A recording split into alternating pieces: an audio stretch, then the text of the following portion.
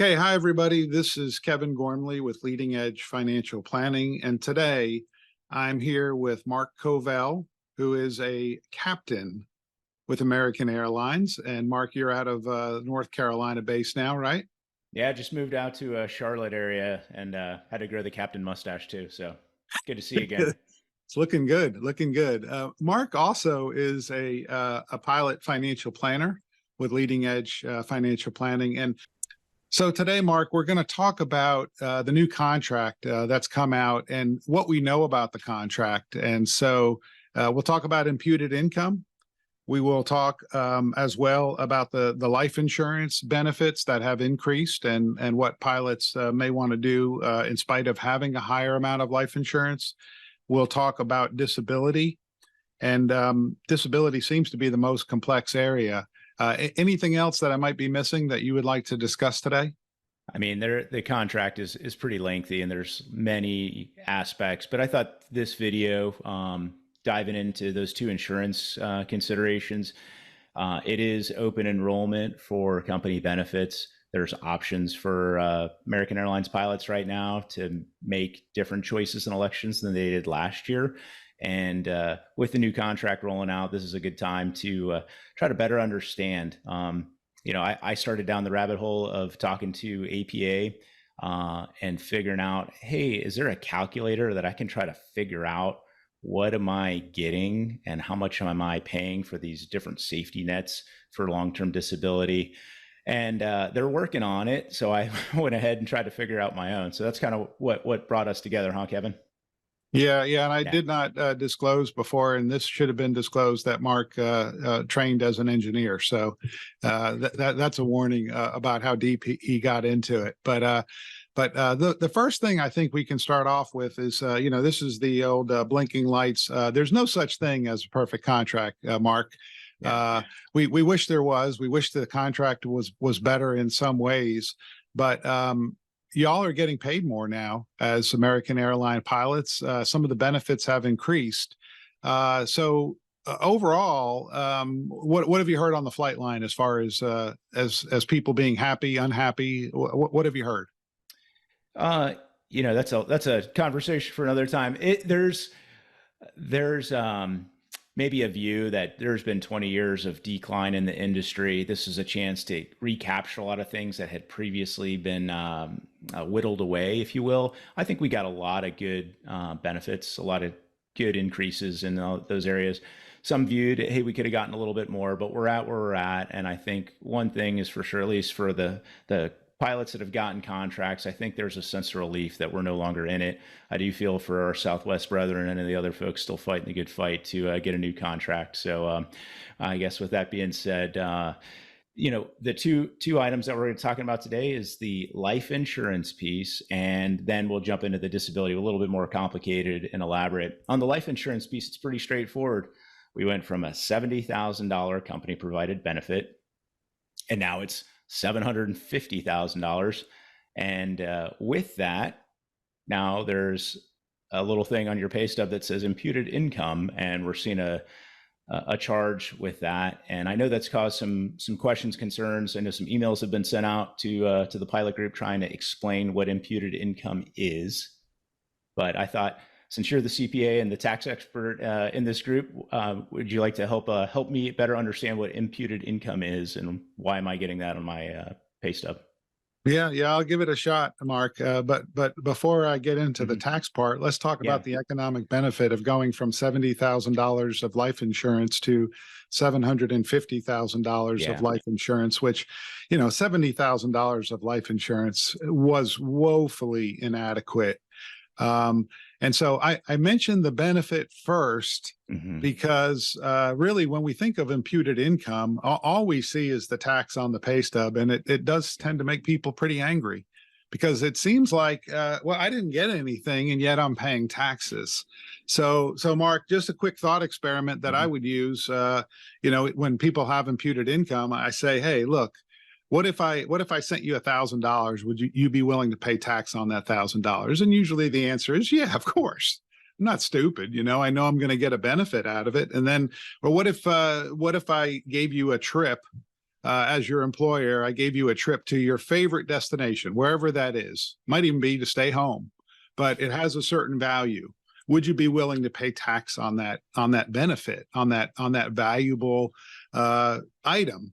And the answer usually is yes. Now, when we come to life insurance, as we know, this is a lot trickier because life insurance is a benefit that if you ever use that benefit, you're actually not going to be around to see that benefit. It's not something that's exciting. But so what ended up happening here is American Airlines increased the benefit by a tremendous amount, and therefore, since they're giving you just like that trip, but it's life insurance.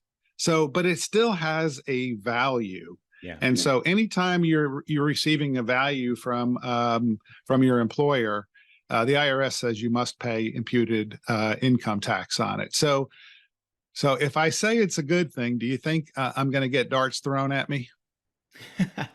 You know, I would say it's opening up the questions of, well, now there's this. Okay, so there's imputed income with life insurance, and I'm in the 45 to 49 age bracket. It's $112 a month for me, and imputed income. It doesn't mean that's my taxable. That's not what I owe in taxes. That's an additional $112 I made. That IRS is going to say you're going to eventually owe taxes on it. And in actuality, it's not going to be that much money that I pay out of pocket over the course of a year to, like you said, get a good benefit. Well, you made a really great point here with imputed income. There's income and then there's tax. So when people see imputed income, I think they're thinking that's what they're paying, right? And the tax is maybe 24%, 30%, 32%, up to 37% for those making a lot of money, especially if another spouse is working. But that's not the amount of tax that you're paying, right? I mean, that's what you're seeing on your pay stub. You're seeing the income. That's true. So we figured out that Mark personally is paying about $400 in tax to be able to get $750,000 of life insurance. Mark, that's good. Yeah, paying $400 to get that amount of life insurance on the open market, you couldn't find $750,000 just on that tax amount. So, Mark, an economist might say, I'd rather get paid that $112 and buy my own insurance. But that might not be the reality here, because this was a negotiation. And this was a way to get more life insurance for pilots, a safety net, if you will. And so, again, that's why we're using the $400 tax number as the apples to apples to buying insurance on the open market. And so overall, we think this is a good thing. Would you agree? I agree. I think most pilots might, if they're not adequately insured, they're probably underinsured, and this is going to help out everybody. So I agree. So now the insurance thing is taken care of for all American airline pilots, right? Nobody needs to worry about any more life insurance. That's a good question. I guess it depends on insurable interest, right, Kevin? And that's where we get into everyone's personal situation. And yeah, there's lots of opportunities for supplemental, third party. Some people might have military SGLI benefits. So lots of sources of insurance for people's life insurance needs. And we're happy to help people figure out and navigate those elections on an individual basis. So what happens if you have the $750,000 of life insurance and you go out on disability for 10 years? Do you lose that life insurance? No, you are still insured. Yeah, your life insurance policy is still valid. Yep, until you're age 65 and you retire. So that is a nice benefit for sure. Most companies, if you go on disability, you lose that life insurance benefit. So what Mark said about supplementing that 750,000, that's truly would be a supplement, because a lot of our clients, when they go out on disability, they lose that life insurance and then they wish they had some other life insurance, but still a good idea to get some extra. Okay, Mark, so let's go over to disability. And before we get to the actual numbers, nobody seems to know the amount of people that go out on long-term disability and stay out. Somebody knows. The insurance companies must know. Yeah. But do you have any sense about the risk for you as a pilot making the money that you're making and the potential of going out on disability? Do you have any thoughts about that risk? I mean, I think for most of us, it would be devastating. Many pilots are the primary, if not sole breadwinner in their household, and you know, I will say that the previous company provided long-term disability was totally inadequate, and I think we made great strides with what was negotiated in this last contract, and so much so that some folks are wondering if the union provided supplemental benefits, how valuable those still remain. And I think what I'd like to do is, after we pontificate on long-term disability in general and the need for it, is to show that I think all of these different safety nets, when you combine them together, are extremely valuable, and they're going to help our pilot group maintain their standard of living, quality of life if unexpected things happen. Because we're pilots, we're overconfident. We don't think it's going to happen to us, and it's unfortunate if it happens to somebody else, but we don't anticipate getting rear-ended and no fault of our own, and all of a sudden something we're in a sticky situation. So. Yeah, before. Yeah.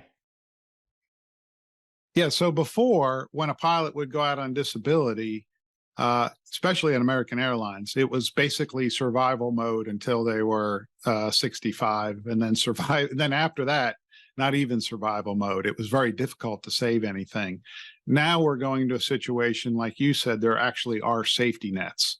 So our big fear always as financial planners is people go on disability, they can't save for retirement anymore. Yeah. So that's changed. That's tremendous change for American Airlines. So the next part I'd like to say before we start is that your situation definitely is not what we're talking about here. We're talking about broad strokes here, number one. And number two, we think we have good data, but we've not been able to independently verify that the data Mark is going to share is absolute. So more to follow. We'll have caveats. This video will be followed up by another video, which will say, do not watch this video. Maybe we'll even take this down, Mark, at that time. But let's go ahead. Let's jump in. Now, you've looked at the different levers that you could pull on disability. Why don't you show us your chart and go through some of the different things that pilots can do? Sure. The first one, I'll start to throw up my screen. Let me know if you can see it, Kevin. Yes. All right. So there's lots, as you mentioned, safety nets. There are a handful of different things. If someone were to go out on disability, they might not even know that they're disabled when it happens, meaning they're unable to show up for a trip. And the first thing that they're doing is they're calling out sick, and they're using that first layer, sick time, vacation time. There is a new provision in our contract, which will go into effect starting next month, I believe, which is an emergency sick bank. It's basically an additional sick time allotment that pilots can pull from, either to pay for the initial 2-month period, which is elimination period. So when a pilot first goes out on disability, there's the elimination period, and that's usually going to be around 60 days before any benefits, either from the company, the union, third-party provider would kick in. And that's going to be filled with that sick time, vacation time, and whatnot. What you're looking at here on this screen, Kevin, is some things that are important to us. What you see in blue is a pilot's cash flow position. This is pretty much what they're living on. And then in gray is going to be this pilot's savings for their future. So this red line shows what are the limitation of the long-term disability used to be. It was capped at $8,000. So now, which is pretty tough if you're making over $20,000 and you're going down to $8,000 and you got no retirement savings contributions going in. That hurt, and a lot of pilots on long-term disability were in a tough situation. Mark, yep. Let me ask you. So when you say the pre-LTD, that's the pay that pilots are getting. Is this an average, or is this your pay, or what numbers are we using here? Is This this a is captain? this is an assumption. This is a 7-year captain that's flying reserve and not maxing out their schedule by any means. So there's a ton of assumptions that we can bake into this. Right. This is also including 401k savings, maxing that out, things of that nature. So all of these values will change based on people's personal situation, state that they live in, their marginal tax bracket, if they're married, if they're not. All those things can definitely affect how these numbers. So this is just an example, not representative for everybody. But thanks for clarifying, Yeah. Kevin. Yeah. It's more. This is going to be more Yeah, directional than it is exact. sure. This example, like you mentioned, a captain who might be making close to 25 grand in total earnings on a monthly basis. If they were to go out on long-term disability, this is just trying to show the difference between electing the imputed income versus not electing it. So they Okay. would lose probably around $10,000, much better than where they were, only making 8 grand, but still they're making a little over 15 in their ability to save and their ability to spend. Had they made imputed income, if they were to select imputed income, they'll get another $2,500 back. And if you're taking a step back and pay, that $2,500 can go a long way. That's the main lesson in this slide. What questions do you got, Kevin? Yeah. So one's just a comment that we've learned a lot about imputed income, and just what's your financial situation going to look like if you are disabled. Like, what I mean is, if another spouse is working, you might have a much higher tax bracket, and so that imputed income becomes even more exciting for people that are going to have a higher tax bracket during a disability. So these numbers are not exact, but kind of the idea here is you pay the tax now, Mark, and then you will not have to pay the tax if you go out on disability. That's really the benefit of having the income imputed now. Sure. And like we've mentioned earlier, there are numerous safety nets. I think selecting the imputed income is only one option that many pilots have. I think an even more important one that is always available for folks is selecting the APA supplemental benefits. Okay, Mark, thanks for Yeah. sharing this slide. So this slide here, again, this is a slide that you've made based on what you believe are the correct assumptions using your situation. So what we have here is we have American Airlines long-term disability, and those numbers on the left, those are millions of dollars. Is that right? That's right. Yeah. So and then the bottom, the x-axis would be the years. So you have some of the different choices for disability that pilots might be able to choose. So can you go through what the different lines are, starting with the bottom one? Sure. And again, the assumptions are this is a captain who's in their early 40s. They got another 20 years of working at American, and they're looking at how do I choose the potential options for my long-term disability, and what type of long-term or even short-term effects would those have? So the bottom line right here is what is currently in place based on this new contract. Again, based on a lot of assumptions behind the scenes, and we can modify those for different folks. That's the American Airlines long-term disability. Question. Yes. So that gray line seems to make it up to about $3.8 million, I think you have there. Yes. So that's not what a person would have at that time period. That's the amount of income / retirement benefits that people will have gotten over that 20-year time period. Is that correct?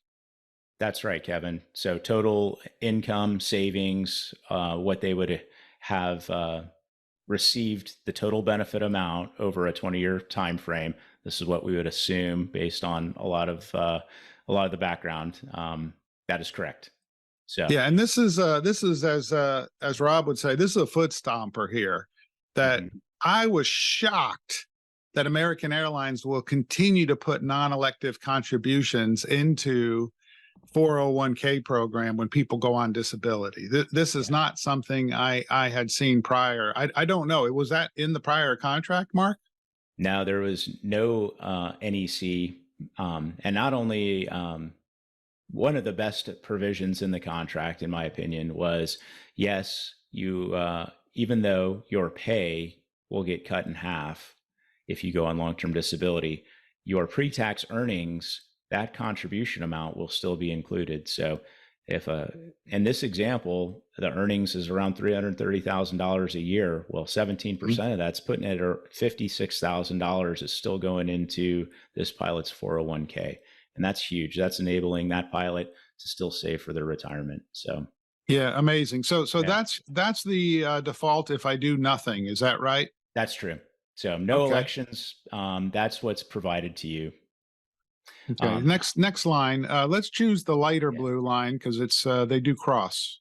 This is selecting the imputed income option. So not including any union benefits. This is the additional income that I would get by having the imputed income option and getting those tax savings. So we're going to increase that cash flow every month, and over time, we're going to go from 3.8 in this example to $4.5 million over a 20-year period. You're paying taxes when you got more money, and when you got less money, you pay less in taxes and you get more money. So that's the Right. advantage. Yeah. Right. Absolutely. Okay. So let's go to the next line. All right. The next ones are if we start to include the union provided elective, they're supplemental benefits. So if we were to select a, I would say middle of the road option from APA, you actually get quite a bit of benefit. And in this example, this would actually cost on a monthly basis, on a premium basis, it would cost less than the imputed income option. So there, How much less did it cost you approximately? Do you know? in this example, this is about $150 a month to get a significant increase in disability amounts. Okay. Okay. Yeah. Thank you. And if I were to just do the imputed income, we're probably talking closer to $250 a month. So that's Perfect. that's an example. Now, for those that are, I would say, risk adverse, or they're in a position in their career where they feel like long-term disability is a higher risk factor for them. Maybe they're in their mid 50s and they're in that demographic, and they elect both of those options for a significant period of time between electing the imputed income option, maxing out your APA benefits. You can get 100% income replacement until the APA POD benefit sunsets, which is amazing. That you can almost be made whole by maxing out your benefits, and that's really the point. That's the foot stomper that I wanted to drive home. Is that is an option for folks for less than $400 a month. At my age, in the mid 40s, I could guarantee full income replacement for 5 to 10 years, and then pretty good quality of life there on out if I was unable to continue to fly. Mark, this one is crazy. This is the one when you showed me this, I said, this can't be right. So we need to we need to confirm this. Although again, you're pretty confident, and we will show our numbers in a second. But the first 8 years of disability, not having to drastically change your life, is pretty tremendous. And so again, overall, we're excited as financial planners about the benefits, because one of the largest risks we find, somebody who's saving a lot, doing all the right things, bought the smaller captain house and not the biggest captain house. The biggest fear we have a lot of times as financial planners is the insurance part, because those are the things that can derail a plan. And the other part about disability, and I will step up to the pulpit here for 1 second, and then I'll come back down, is that disability benefits, disability insurance is actually a benefit that the individual may use. And what I mean by that is that if you become disabled, it really stinks. And we've seen that happen to pilots. you actually do get the benefit as opposed to life insurance where you have to check out before the life insurance checks in. So anyway, off the pulpit now, back on the ground again. I just think disability is such an important thing. I think most pilots are underinsured. If you ask the union, I think less than a third of the pilots have elected PMA and POD. And every pilot I fly with, I try to help have conversations about this because I think, as you said, the chances that someone goes out on some type of disabling event, whether it's a couple months, couple years, or their entire career, is much higher than I think we anticipate as pilots. And I think the risk of paying a few $100s a month in a benefit is totally worth it to get some level of income replacement if tragedy does strike and you are unable to continue to work and fly. I think the pilots that do have it and have used it have been tremendously thankful that this is an option. And I think hearing some of their stories definitely resonates for folks who have kind of sat on the sidelines and have, like many things, it's extremely important, but it doesn't feel urgent. So it's easy to kind of let that one slide. So Yeah, let me ask you this as well. yeah, That's a great summary. Is who are the people that are more likely to have a disability? You mentioned age. yeah, I don't know. Familiar illness is something. I mean, if you have parents with a certain problem with their genes or something else, that's a possibility. If you're overweight at all, that's a that's a possibility.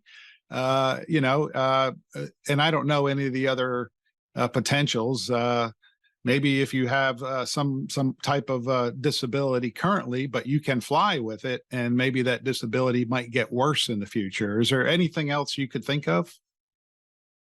no, I think the other one is just the unknown accidental, getting in a car accident, and that All right. it came out of nowhere. You're in peak physical health and you've got no comorbidities and all your blood panels look good and family history and all that, but you can't control the driver behind you on the highway. And those unfortunate events do happen. Having the ability to get insured at a reasonable rate is highly valuable. And I just hope that pilots can take action during this open enrollment season and see you out on the flight deck.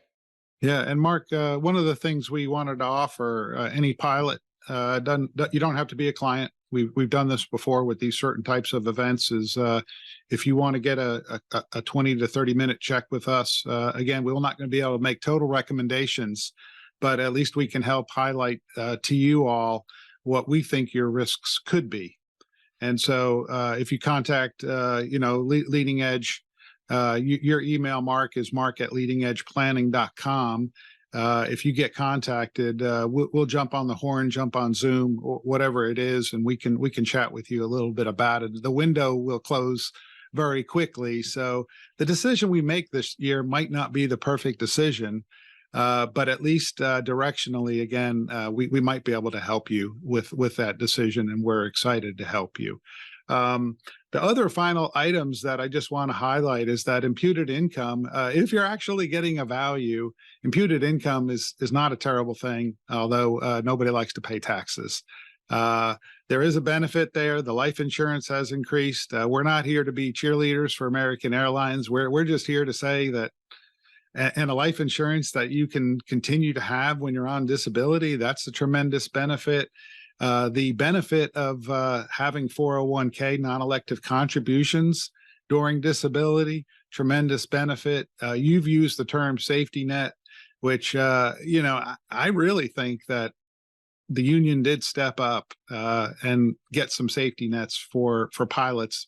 And before, there wasn't a lot of safety nets. So we're really excited about that as planners. Mark, what is your parting shot for the pilots watching today? Sure, I'll leave it with this. If you're still confused, you don't know what to do, and we don't get a phone call from you, I would highly consider if you don't elect the imputed income option because it doesn't make sense for you, totally fine. There is no enrollment window for contacting the union and enrolling in PMA and POD. You can start small and grow it over time as your situation arises. The best way to get some type of insurance is just giving them a phone call and at least getting the bare minimum started for you. And then if your situation dictates where you can afford a higher level of coverage because your income has changed and your family situations and dynamics have changed, then go ahead and do so. So I would just leave it with that. Go ahead and give the union a call. Start on something on PMA, POD if you haven't already. That's all I got, Kevin. Well, now I have to give a parting shot on that too. I was totally unaware that there is no period that you can get that insurance. And at least your numbers, we think, based on your numbers, that the benefit is greater for the amount of money that you pay. So that's wonderful. That's wonderful. All right, so let's see your numbers now, Mark. Let's and if you can just go through your spreadsheet line by line of what you put in and what assumptions you made. I'm just going to be quiet and I might even ignore it. So, but go ahead. All right, Kevin, for after hours, if you're having trouble sleeping, here's an eyesore chart. And we're making a lot of assumptions that this pilot is on year 7 pay. They're a narrow body captain, and their pay rate's at $347 a year for the year 2024. They're flying 76 hours in a month. They've got a monthly base pay that's going to get annualized. There's some additional pay that's going to include your vacation, distance learning, per diem, training, all of those things factored together, roughly approximating around $330,000 plus change in a year. American Airlines is going to provide a 17% starting in January 1st NEC of 56 grand in this example. This pilot is electing to use pre-tax 401k, maxing it out. They're under 50, so they're limited at 22.5. These numbers might change as the IRS changes their 2024 limits and rules. There is a Medicare premium, or not Medicare, medical premium. Medical premium. Thank you. That's getting paid as a pre-tax. This pilot is in the high deductible health insurance plan and is maxing that out for the family. So we've got a after-tax amount of after pre-tax deductions. I'm sorry, amount. We're going to take a standard deduction. We've got some taxable income. We're taking out federal, state, FICA. This is a tax approximation of what we're looking at. So an after-tax income, this is what that pilot could theoretically spend if they wanted to, amount. When we're looking at the different disability, safety nets, if you will, there is the imputed income, and that's going to be a formula that is derived, I think, from the government. Roughly for this earnings level, it's going to be $240 a month. Now state income tax is not in there, but it could be or should be, I guess, right? But that's okay. Yeah. So again, these are approximations. Let's continue. Yep. So all those things apply of what state you're in, what marginal tax bracket, are you married, filing jointly, single, and all of those things apply. So this is where everyone's individual circumstances can change and probably will. The other considerations is the POD is the long-term disability program provided by the union. The PMA is that short-term. Here's the monthly premiums for mid 40s. And these are kind of middle of the road selections. It can go all the way up to $10,000 a month or close to $4,000 a month for the short term. So again, different fields for different selection categories. ESB, this is the emergency sick bank. This is part of the new provision in the American Airlines contract. That is going to provide every pilot 120 hours initially, and then it's going to grow up to 180 hours. So every month that pilots work, they'll get another 5 hours allocated to that. It's a kind of an emergency don't break glass in case of emergency fund. You can't access it just for normal sick utilization.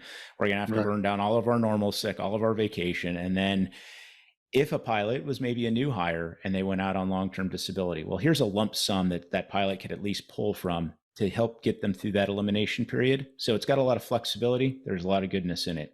If a pilot's been here for a little while and they've built up their sick and vacation pool, what this ESB fund allows people to do is they could take up to 15 hours a month to help supplement their pay while they're waiting on maybe the POD elimination period. So there's a lot of considerations. Some people might feel self-insured where they don't want the union short-term disability, but they want the union long-term, or a lot, as we mentioned before, a lot of safety nets to consider. I didn't want to go into the weeds during the slide presentation, but we can evaluate different people's decision making. Ultimately, what we're trying to get to is in the first chart, we were seeing how much is a pilot in this category making where they can spend, how much are they saving, and then what are the ramifications of getting their pay cut in half and probably not being able to contribute to their as much to their savings if they're taking a 50% pay hit.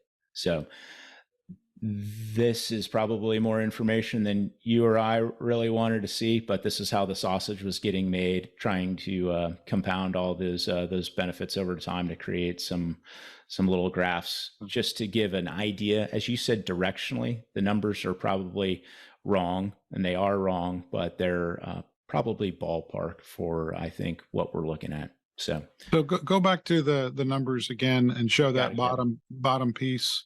Yeah, And you got it. so all you did was just you took the amounts that you thought were proper, and then you it looks like maybe you inflated them by some of them you inflated. Is that right?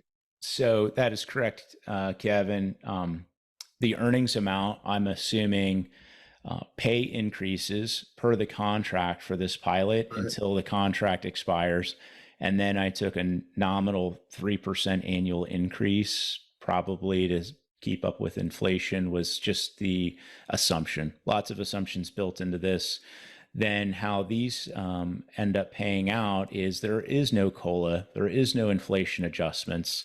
So there is a divergence over time, over a 20-year period from all that. But these all just try to incorporate the different categories of safety nets and how they layer in together to make a monthly and then an annual and then a total income is basically what we're trying to assume to go from that's great.